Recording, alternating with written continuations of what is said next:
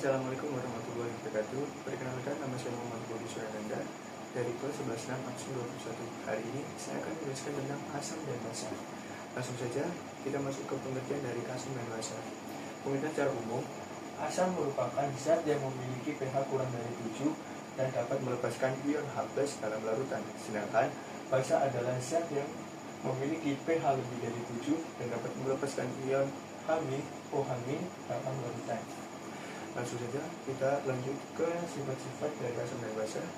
Sifat-sifat dari asam yang pertama, dia memiliki rasa yang masam. Lalu kedua, memiliki pH kurang dari 7. Lalu yang ketiga, dapat mengubah lakmus biru menjadi merah. Yang keempat, dapat menghasilkan ion H+ dalam air. Yang kelima, bersifat korosif atau bisa mengurai benda-benda logam. Dan yang keenam, dapat menghantarkan panas. Lalu basa, sebagai basa yang pertama ada memiliki rasa yang pahit.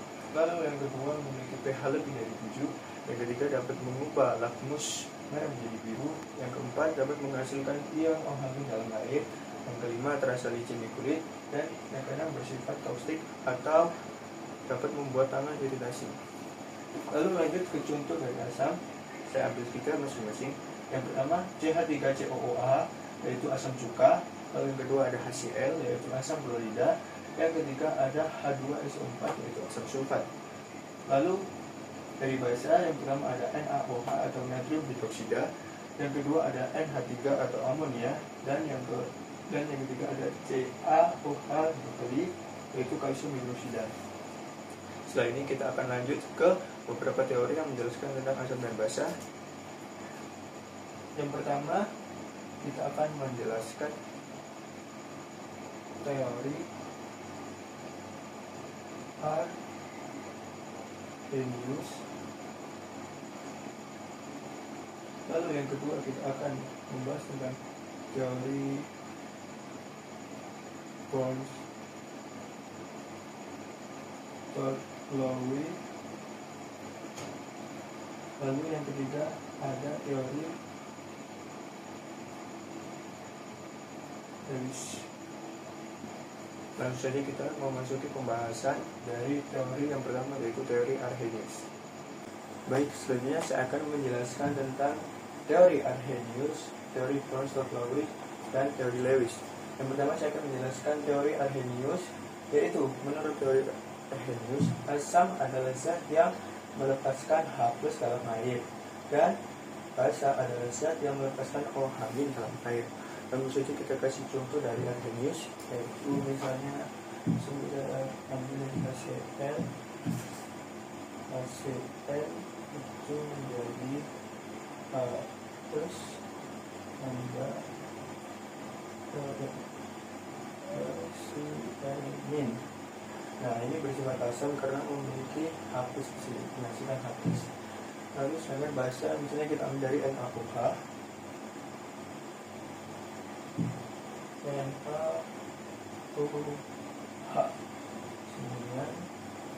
NH ditambah OH-. Ini bersifat basa karena menghasilkan OH-. Oke, mari kita lanjut untuk penjelasan dari Bronsted-Lowry.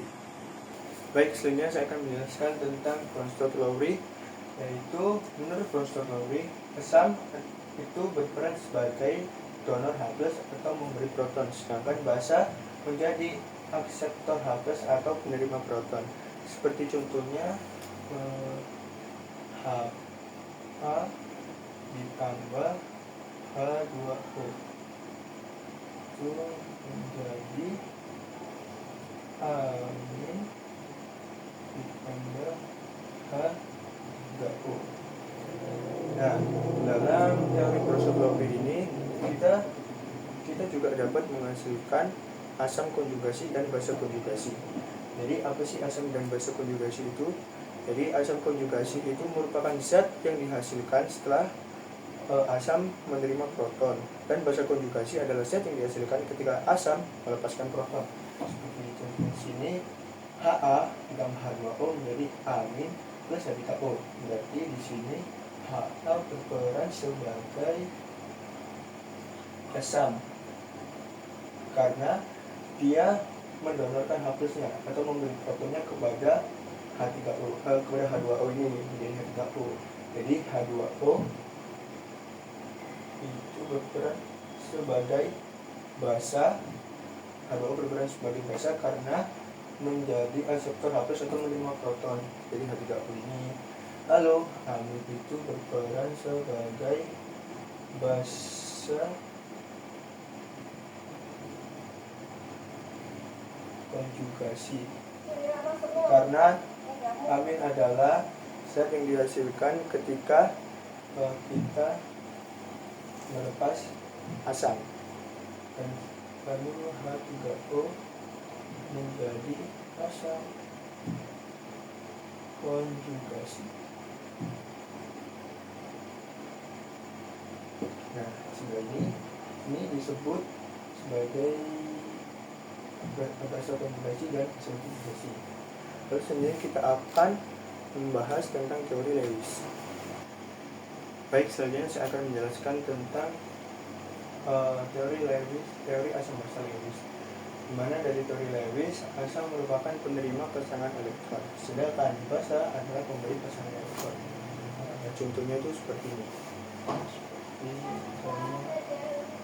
NH3 ditambah BF3 menjadi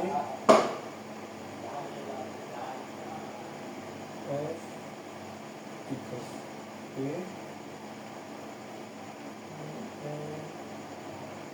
Tiga. Nah, seperti ini. Lalu NH3 ini berperan sebagai basa dari Lewis karena memiliki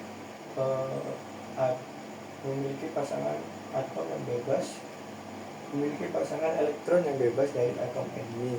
Sedangkan BF3 berperan sebagai asam Lewis karena atom B masih kekurangan elektron. Jadi segitu dulu penjelasan sedikit saya tentang asam dan basa yang saya ketahui. Terima kasih. Saya Muhammad Bagus Nanda, pamit undur diri. Assalamualaikum warahmatullahi wabarakatuh.